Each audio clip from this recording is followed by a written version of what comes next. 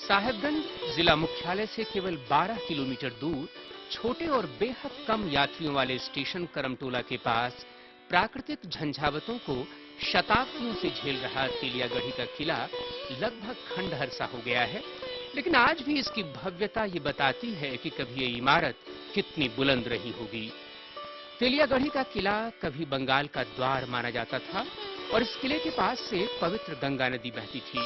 वास्तव में किले के अंदरूनी क्षेत्र में दिख रहा खंडहर नुमा सड़क कभी राष्ट्रीय राजमार्ग हुआ करता था।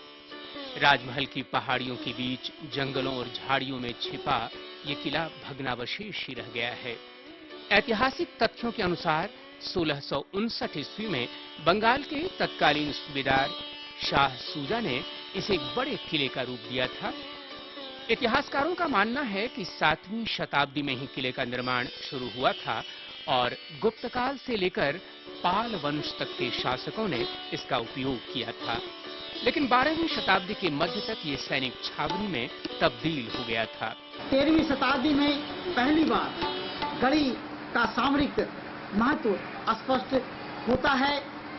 बंगाल के सुल्तान शाह हुसैन 1493-1519 के समय तेलियागढ़ी की स्थिति का वर्णन चैतन्य चरणामृत में हमें प्राप्त होता है।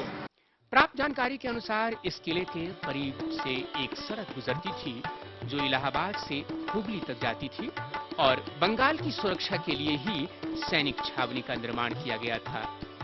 भारतीय पुरातत्व विभाग ने वर्ष 2006 में इसे राष्ट्रीय स्मारक घोषित किया था।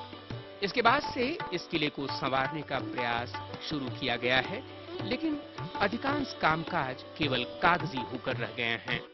स्थानीय निवासियों का मानना है कि एक महत्वपूर्ण पर्यटक स्थल के रूप में इस क्षेत्र को विकसित किया जा सकता है, लेकिन इस दिशा में अब तक समुचित पहल नहीं की जा सकी है। यात्रियों के विश्राम के लिए एक छोटा विश्राम गृह बनाया तो गया है, लेकिन इसका कोई रखरखाव नहीं हो पा रहा है।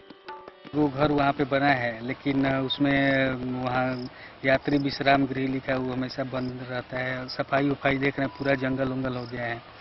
मैंने झारखंड का बहुत अच्छा पर्यटन स्थल हो सकता था, लेकिन सरकार इस पे बीच में सुनने में आया कि पैसा वैसा भेजा है, लेकिन कहाँ काम हो रहा है। नवगठित राज्य झारखंड में पर्यटन की असीम संभावनाएं हैं। इसे देखते हुए केंद्र और राज्य सरकार दोनों स्तरों पर प्रयास करने की आवश्यकता है।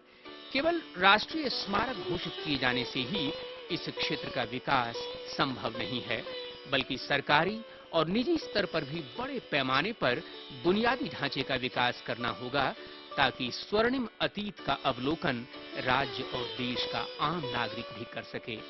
साहेबगंज से धनंजय मिश्र के साथ मैं नीरज पाठक, दूरदर्शन समाचार, रांची।